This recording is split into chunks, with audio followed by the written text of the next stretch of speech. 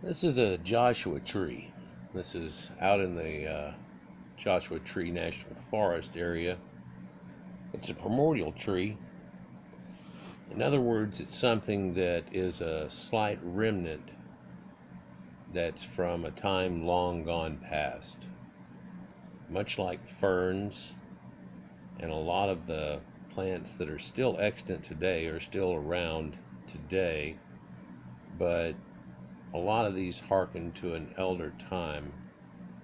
You look at baobab trees and a lot of these weird trees, and a lot of them hearken to some type of oddity. This more represents something that's saved and a remnant of the past. People are just now trying to do this in a modern way, but if you look back at ancient history, no one seemed to really care. There were very few times people tried to carry on a heritage. A lot of times it'll just get swallowed up and sometimes never be heard for again. Joshua is an interesting name. There was no J before like the 1300s or even well after that in most cases. And most of the first sounds that went with that had a G type sound to it, not necessarily a J that goes with it. And so Joshua is not a name that you find in the Bible, it's Yeshua. And so the epitaphs you start to see in the Bible have a lot of meanings to them. Indeed, everybody's name back then, apparently, at least in biblical times, supposedly in that book, all have symbolic names. The oddity there is they get named for something that happens later in life. And a lot of people take on different names back in those elder times when they went to later in their life. For you wouldn't have a name that went with merchants whenever you were a baby. Or maybe your parents were a merchant and they would name you such, right? But did you carry on the family heritage, or did you become something else? Wanted to be a soldier, wanted to do something else, and so it would be kind of funny if you had that name. Maybe you would change it. But a lot of royalty changed their names in a lot of ways. You can see this reflected in the Egyptians quite a bit, where they'll have a name, they'll have a kingly name, they'll have a secondary name, they'll have all these epitaphs of what he does. And this is his part of his name too. They have this long list of bravado that goes along with it. These are your great men and men of old, men of well renown that we talk about and that the Bible speaks about. Yeshua is a strange name, as I said, for Shua is to save. It is to bring out of harm. It is to capture in a loving way, to save something, to preserve something by saving it. And we do this a lot in life with little things. You might have stuff that's stuck in a safety deposit box. You might have stuff that your granddad saved in a safety deposit box, passed down to to your father, and then you have it in yours, and you'll probably pass it on to your kids, and it'll just be little things that they have and stuff, and maybe mementos and so on, but things that are saved. And we're starting to do that as a culture and really look back into history, and the farther we go, the more it hampers us. But Ea is the Sumerian or Babylonian god that they actually had, it seems, with all accounts, whenever they were the ancient Sumerians, not the Sumerians we usually talk about, as you've seen in a lot of my videos, and then Akkadian and all this blends in, but the original ones that were there from primordial times working their way up. You can see their elder statues that they have and so on, and they bring forth this priestly look, the long beards, blue eyes inset, but they're inlaid with lapis lazuli, which comes from this area. It's like the Egyptians, and their lapis lazuli pretty much comes from this area up in Afghanistan and so on. And so the trade had to go from there. But I've shown in some of my videos they actually have a correlation and a connection that happens even twice to really get them kicking and going.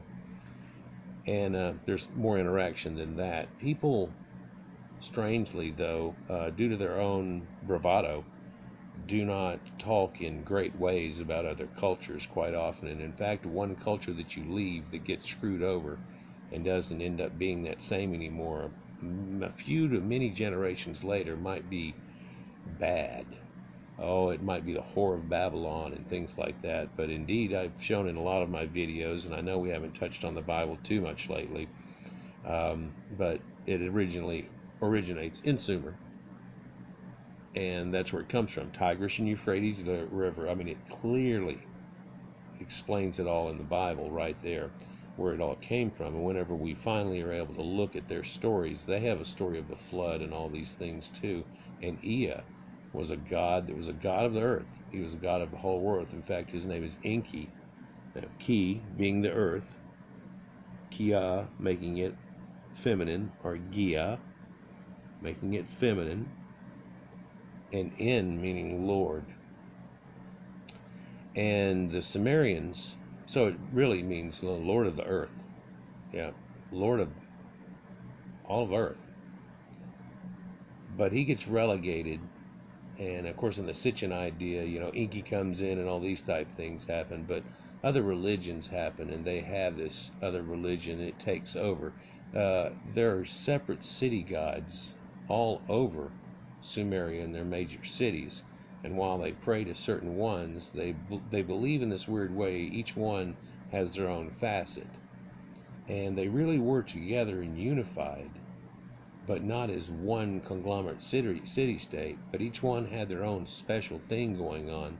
In Detroit they make cars, and over here they make this, and over here they make that, and it all works together. And cars need light bulbs, and they make light bulbs over here. And these people make this, these people it makes all this trade go on. I know I got to trade you a lot of light bulbs to give me one car, but there's a whole lot of stuff we can do here. And for that car is made from components, and wheels, tires, all kinds of things would have to be done to make a chariot, if you will. And if you want to embellish it in any way, wow, we're having to deal with a lot more trade, and so it can really bring the expense up. I know I'm digressing quite a bit here, but so when we look at something like the Yashwatu, just like this, it's more like Ea saves, Enki saves. So what did Enki save? Well, he saved these primordial trees like this.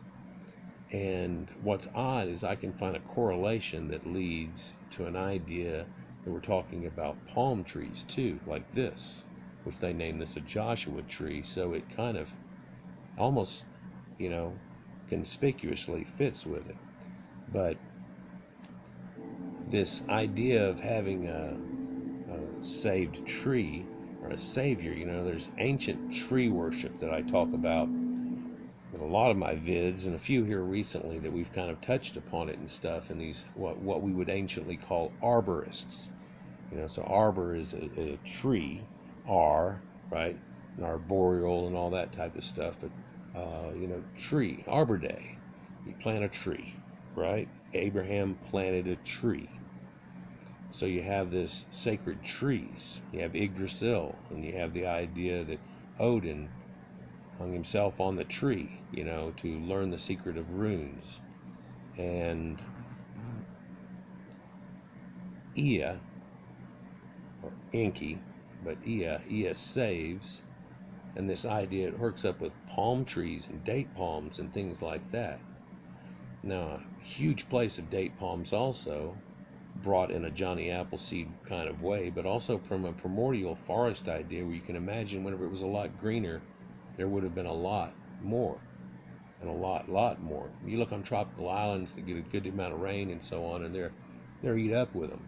And on some of these islands, you're finding primordial plants that, like Hawaii, when you go there, everything kind of looks kind of a weird jungle island look, and if you want to try to recreate that in the game, you'd have to go with something like that more as opposed to the way it looked over here. But all these palm trees, it's kind of strange we don't have as many nowadays that we think of in that area, but they're hundreds of thousands still ringing around the Mediterranean, and all up through here and through the Tigris and Euphrates and lining it all the way up and so on.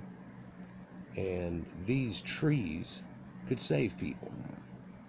It could save people in so many ways. Well, the little trees around there are actually reeds, and you can use those to make paper and boats and all kinds of neat things we've talked about here recently too. But these trees actually have fruits, and it taught us something. And it's odd, but animals do it, and we do it, and trees do it, but trees don't, they magically do it. There's some kind of magic to it. Well, over time we learn that magic. Something neat about a date palm tree is that its life has a symbiosis with it, like a clownfish and an anemone. Or there's a lot of symbiosis out there in some form or another, like koalas only eat eucalyptus and bamboo for pandas, and a lot of variation of the theme. Okay, we'll just go with that idea where things have a certain connection with each other very much. But there are certain wasp species that actually go with exacting date palm trees. Now, Buddha was said to have set up under a date palm tree and became enlightened. And I wonder if he may have understood. But then again, someone just sitting in a tranquil pose, let's say we're sitting in the shade versus the heat, and you're sitting around and watching bugs try to run into the cool of the shade or other things, you could glean information out of that. There's 1,001 scenarios of thoughts that would come to you from that, but it's possible he figured out something there, and he thought about this date palm tree and how this saves people when there's times of drought. People eat these all the time, but these can save everybody, these trees that are real important, because you make all this wood stuff out of them. And right now we're doing stonework that we're becoming real good at, but that's a complex thing. And even to float them down the rivers, you're going to need that wood. And if we keep eating up these forests, the whole area is going to turn into a desert. Oh wait, they weren't conservationists, and so they had already done that to themselves. Not that it didn't happen naturally somewhat, but over time it took its toll for them to have deforested the area real bad. Look what happened to Haiti out of a jungle island all of a sudden whenever they stripped it of its wealth and stuff. And it's still in a jungle environment, it gets a lot of rain. That's the problem for them. But when you go in an area where it doesn't get much rain at all, you don't have vegetation that actually is able to keep moisture in the ground much better and so on. Turns to sand, you have a Dust Bowl, Oklahoma concept going on. Really eats through it pretty bad. People haven't tried to reforest it. For up until just recently, it was real hard just to keep everything going, huh? In the last 1,000 years, it's really become a different world. And in the last couple of hundred years, it's really become quite a different world. And just what my grandfather saw in his lifetime was amazing. You got to see the first cars and radio, television. People went to the moon during his lifetime. Something that was almost like a Roman all the way through. Anyhow, these Joshua trees, I just thought I'd go off on that from there, but it hooks up to Sumerians and ancient times, but then that tree worship situation you can find goes back to old elder times, back through the Ice Age and ancient stories. There's a ancient folklore that goes with a lot of this. And some of the ancient folklore I really like to look into is whenever we find the first tellings of folklore from old, and they tell you that they used to say, almost like, well, we don't say this anymore, but they used to say this, talking about people, well, they used to worship this, but we do this now, or whatever. They would give you an older time, and it's one of the only ways of looking back in time, really.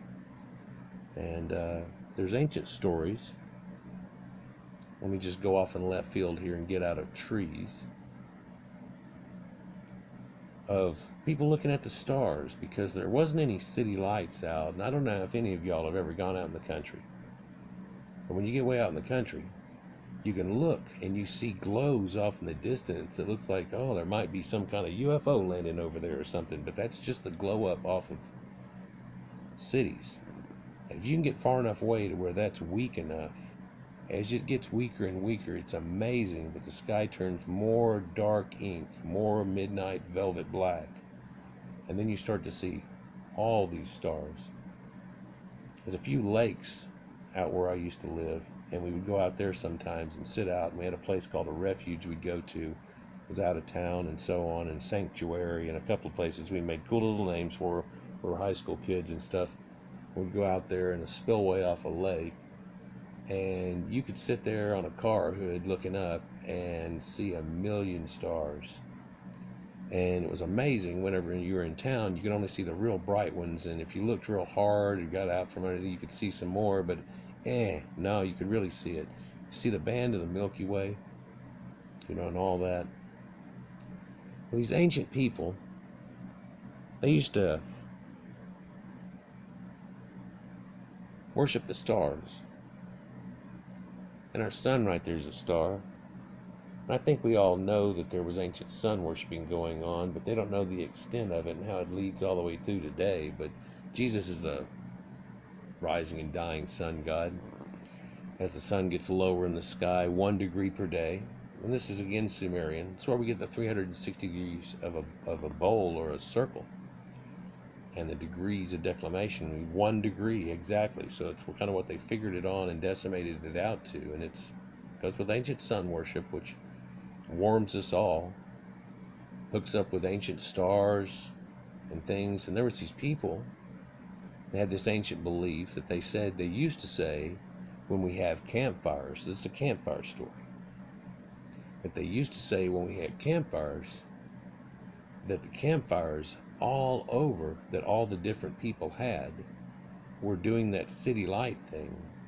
But they also believed that all the stars weren't so far away, and there was just this crystal dome over us, like little bubbles, like spit or something in water, bubbles, and little glistening spots, and a band of them.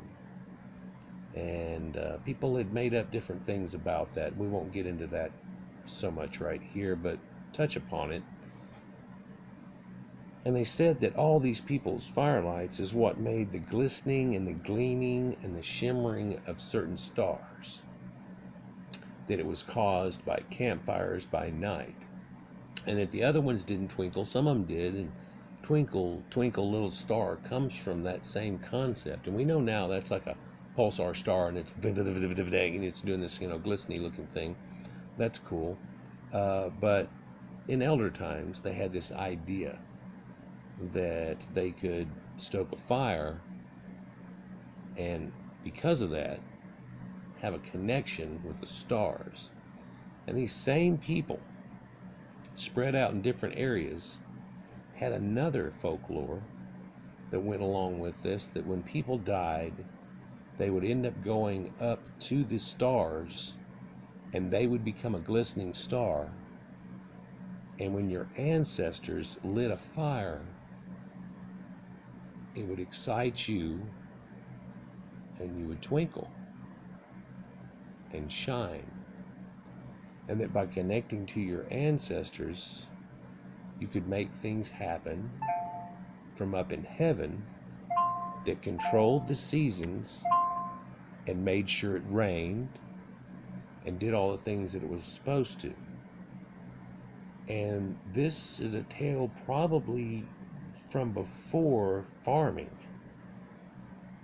and then blended into the farming aspect whenever it really became important for the seasons and figuring it all out. Different people had different flood times too, due to their locations and so on. Like Egypt is off a little bit, and anybody in the southern hemisphere, of course, is half a year out, but that didn't happen too much, especially over here in the old world. But so these people could become a star. So Twinkle, Twinkle, Little Star, right? Then later there's an idea of falling stars.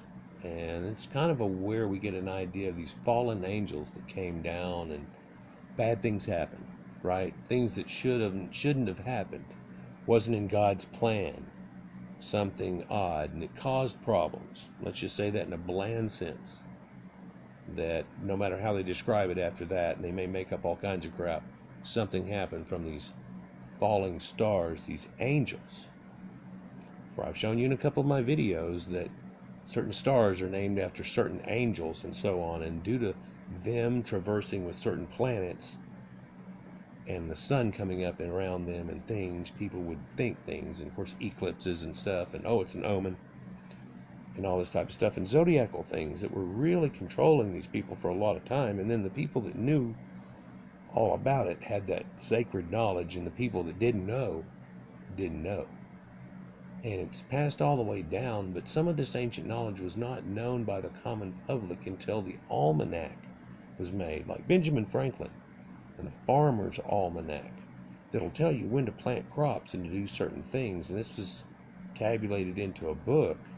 And farmers use it to this day, and it seriously works. It'll tell you when to plant certain crops. If you plant them coming into and on and after that date, you'll find, yeah, that crop grows better right through here. How do they know this crap? Well, experience. You have to do something 10 times, you'll start to pick up a trend. 100 times, you'll pick up something. You pass it down, keep working on it, and it really becomes something. These people genetically mess with these plants and so on too. There's a lot more going on than people ever gave credit for. Like running around, picking up wheat. No. There's a lot more going on than that. There was a whole lot more of Johnny Appleseed concepts, and people knew they could eat, let's say, an apple or a pomegranate and keep the seeds, and then later plant a pomegranate. Now, the thing that's odd here is whenever you plant a tree, it takes a long time for that tree to mature and do something. So when you plant a tree, you're not planting a tree for now, you're planting a tree for the next generation. Whenever you find that in the Bible, it's like an olive tree, and it has a symbolic 40 years attached to it, because it takes an olive tree 40 years to mature into its age. But certain sacred kings, these men of well-renowned, these giants of men, were dead at 40. People back in the day used to not live so long. When you look at a biblical timeline, if you take it and cut it to moons, there's 13 moons in a year, and so if you divide Methuselah's age by that, you come up with something like 78 years is what he lived. And you're like, man, back then that dude got to see his great grandkids probably, or that's amazing. It was amazing for back then, but tabulature, strange things. But again, back to this concept we're talking about of this star worship and things that goes on. Certain ones of these stars moved. None of the other ones did. They were fixed. God gave them a place, and that's where they were, right? And they may spin around and around with the seasons, but they're stuck there. Certain ones make up certain little animals, like cloud pictures. And look, I see an elephant. But strangely enough, you'll find too, in all of these ancient cultures, all across from Europe through India, all had this idea of, that's a lion, right? A few of them change over time, scorpion, there was an eagle, bird, got changed, there was a couple of things, but a few of these are still always symbolic. And then of course Orion the hunter and things, always seen. And you could make things after these different dots. If you put those on a bunch of dots on a piece of paper, of course this is the brighter stars in a configuration, right? Slowly changing too. And the odd thing is some people still think about it today, that if we were to go zoom at them at the speed of light, that as you pulled up to them, you would see something like Orion's belt and these other ones out here. But some of those are way close, and some of those are way far away. In fact, as you got it 1/10 of the way to it, it destroys it, and it no longer looks like it. I've seen this video where they start going at it, and it's like roar and just starts warping. And once you get up to where the 3 stars are in the belt and things, they start talking about that. But they, in that video, kind of gave away the fact that these stars aren't just lined up on a flat plane like a piece of paper with dots on it. Some of these guys are way back here, and some are way up there, even though they're in line, so it looks like that. Anyhow, so, we've touched on quite a few things in this. I kind of go off in left field and I keep going, but meteor showers. Still, I'm going to hit upon that over and over again with people, because it has an ancient truth to it. These falling meteors that came down showed us probably our first iron, by the way. And then they knew that once we got metal going on, but couldn't get anything hot enough, Somebody put two and two together. You can find an ancient meteorite iron knife in King Tut's tomb, and it looks like it's from ancient times, but if you look at it close, it's so well manufactured. The gem on the tang and everything, it's like, what? What? This looks like Damascus steel folded and all kinds of neat things, and it makes no sense. It's one of the bigger ooh parts you find out of the King Tut thing, which is in a new part in itself. He was pretty much, him and his previous family were pretty much written off, and so to have actually found them after all that time is kind of amazing. He may have been actually covered up by other tomb robbers, they say, robbing the other tombs around him, and then therefore that mound was over it. Nobody knew he existed because they marked him off the walls, so nobody knew to look, whether a few generations later. Entirely possible. I wanted to show a time lapse. I tried to do this video before, and I grabbed somebody's time lapse of looking around at stars and stuff, and it flagged it, and I ruined the whole video. And I couldn't cut it up enough, and started cutting up what I was saying, so I didn't like it. And I made the other one too, and it screwed up, so I thought I'd put that together for y'all and just work off that. So these ancient campfire stories, I ought to really make a series about that, because there's a lot of stories that you could probably tell around the campfire nowadays. But there are stories about things that go on at night that during the day you might be able to refer to, like, at night, when the stars are here. But when these tales were really told was after dinner and people doing their nightly thing, and it seemed like this was a heritage that they had where people would talk and orate and things, and after that even discuss, and then go off to their separate ways and discuss more, and then go to sleep, waking up with the dawn. And all these stars, because Astara or Ashera is a star. It's Venus. Venus is a planet, right? And so ancient star worship were hooked up to ancient primordial gods. And of course, there's these Venus figurines and their type of mother thing that comes and goes. And you wonder how that correlation goes. And what's the deal with the pentagram? Well, Venus, if you watch it, and you have to watch it over a long period of time to, figure this out, but it actually makes a pentagram. I don't know if anybody knows what a spirograph is, but they're those little plastic implements, and you had the circular thing you set them in, and you'd put a pin in the holes, special holes they had around there, and go around and around in circles, and you could do different colors and different holes and things to make flowers and all kinds of designs. And a lot of these geometric designs ended up being flowers of life and all kinds of neat things out of it. And I remember, having done that when I was a kid and then finding them in books, and I was like, this is spirograph crap.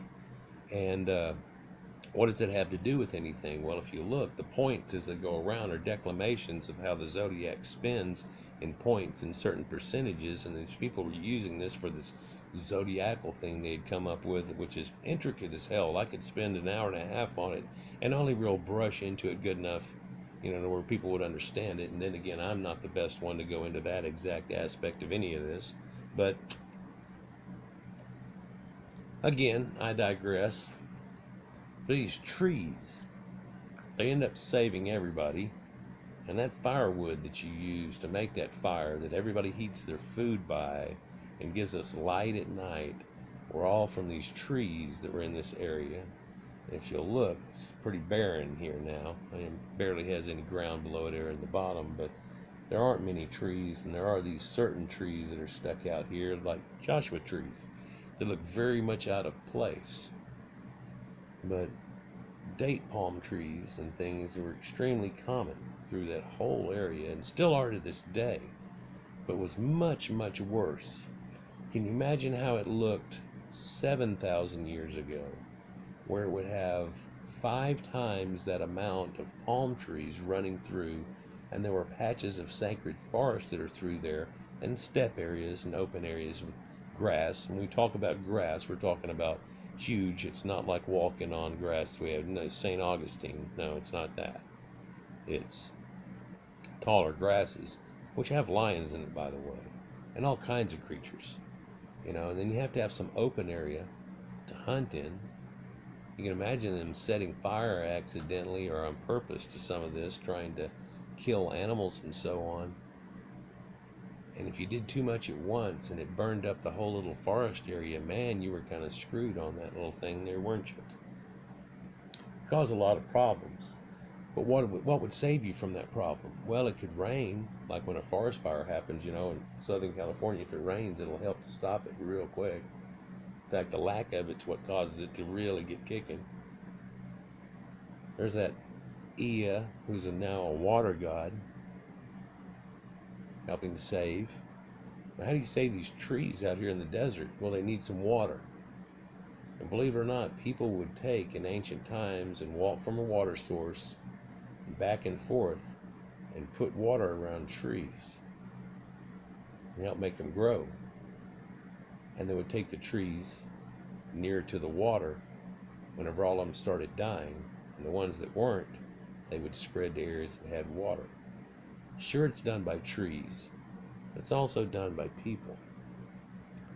Those date palms takes a certain wasp, and whenever it goes and impregnates the other date, it sheds off its wings, and it's a one-way journey, and in doing so it pollinates. And that's the only way it really happens, although it can happen with gnats getting on one and then going over and getting on another, butterflies and things like that. But certain ones of these aren't really having that floweret and the pestle and the things that work with that, and it works under a different way in a symbiotic relationship. And a butterfly bats his wings over here and things happen over there, but some of this is caused by ancient times and things happening. And again, we're back to that falling star idea. And 200 falling stars, a third of the stars of heaven fell to earth. That sounds like a meteor shower, and it doesn't sound like the one we usually look at where nothing hits the earth. That sounds like somebody, hopefully exaggerating, but wow, they apparently ran into something, it sounds like, for them to think that the falling stars landed on Earth. There's a lot of conjecture that's about that. People say, well, that's the reason they say the Milky Way is thick in one area and all thin in the other, is all the thick over there all fell to Earth. Well, looking at it over around that's more than a third. So what's this 1/3 thing, and what's this 3 kids coming out of an ark? And how does this go, and how is this, what are the sons of God getting just with the daughters of men have to do with this idea too?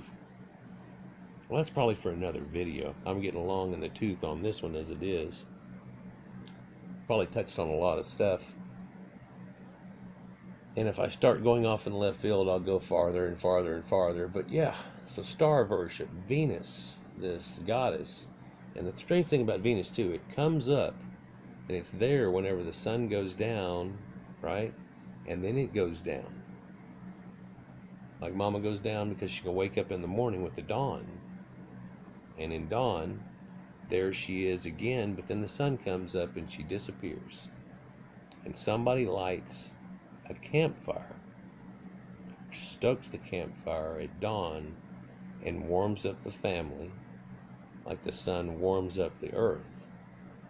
And dawn is actually a goddess of fire, and it has to do with all of this. And the story of Ahura Mazda and the keepers of the flame, the sacred flame and the eternal flame, like what you find at JFK's tomb. And all these things have to do with that eternal flame there.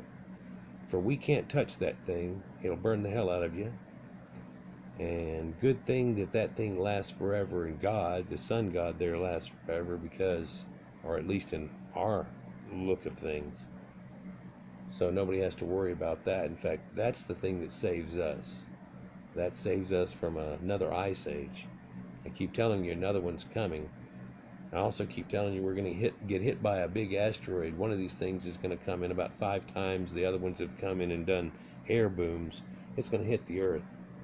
And hopefully it'll wake people up and not hit a city at the same time. But I'm afraid it's going to take something where it actually hits a city and takes out a bunch of people before people say, well, we ought to do something about this.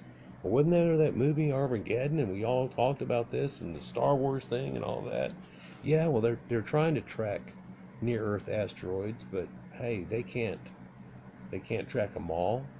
And what are we going to do if we find one that's bigger? Hey, right now, we're tracking all these, right?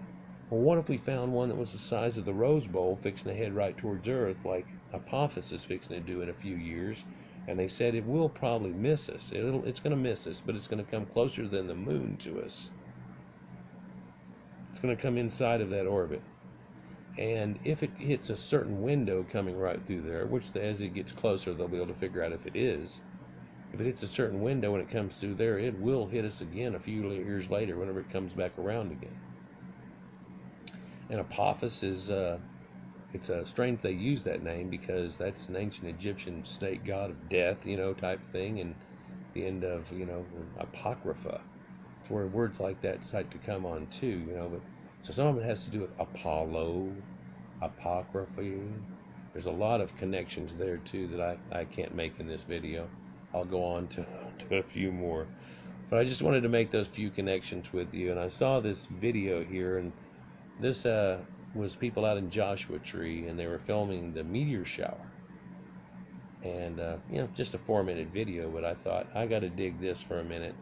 And then it all came to mind to speak about. And I know there's 2 things, and I didn't write them down, so I never write anything, that I was going to say about all that and how it connected in Twinkle Twinkle Little Star. How I wonder what you are.